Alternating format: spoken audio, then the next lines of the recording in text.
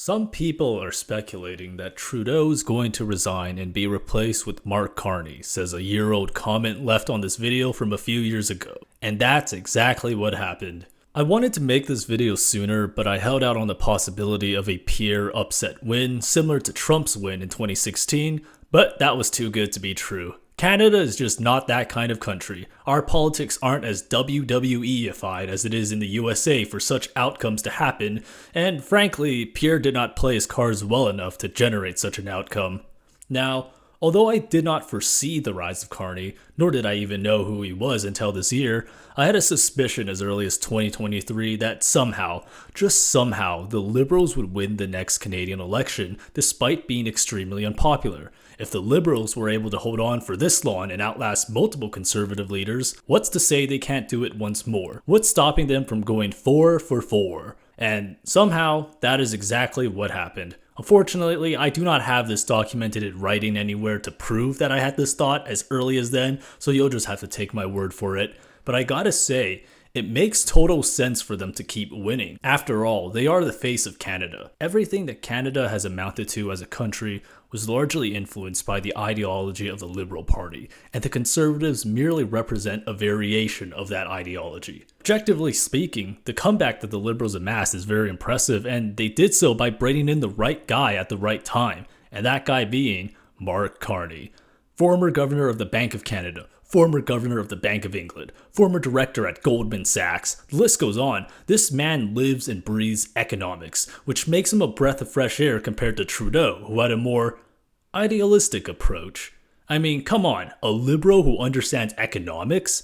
I thought only conservatives were allowed to do that. So, when a liberal comes along touting his economic background, what do? You make him your guy, and that's exactly what happened. Brennan and Carney was a major part of the Liberals' grand strategy of beating Conservatives to the chase on everything. Oh, the people want a new Prime Minister and are looking to vote for a new one? Well, we'll just replace the Prime Minister for you.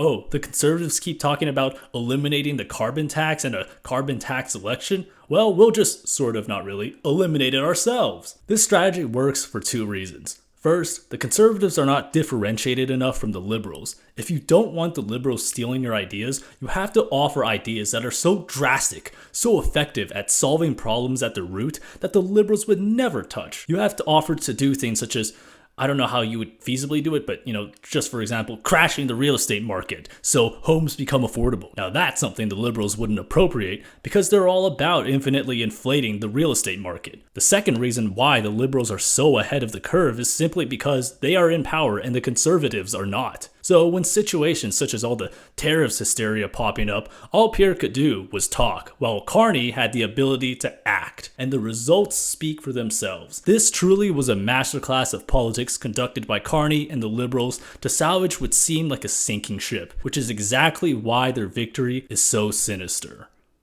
One thing people praise Carney about is that he is qualified to be Prime Minister considering his background. And yes, as a banker, he is qualified, but for the wrong reasons. As a banker, he will methodically and more subtly implement policies that benefit wealthy asset owners. All the negative trends, such as rising cost of living that accelerated under Trudeau, will only continue to persist under Carney. And because Carney is a more seemingly boring-looking guy, he will draw less outrage and scrutiny than Trudeau, who was more blatantly corrupt and unqualified to even be Prime Minister to begin with. I see right through you, Mark Carney. Or should I say, Mr. Pringle. Bankers are not the type of people who serve the interests of average people. They serve to line their own pockets and the pockets of the affluent. If you own a house, congratulations. It's probably only a matter of time before you become a millionaire. And if you do not own a house, well,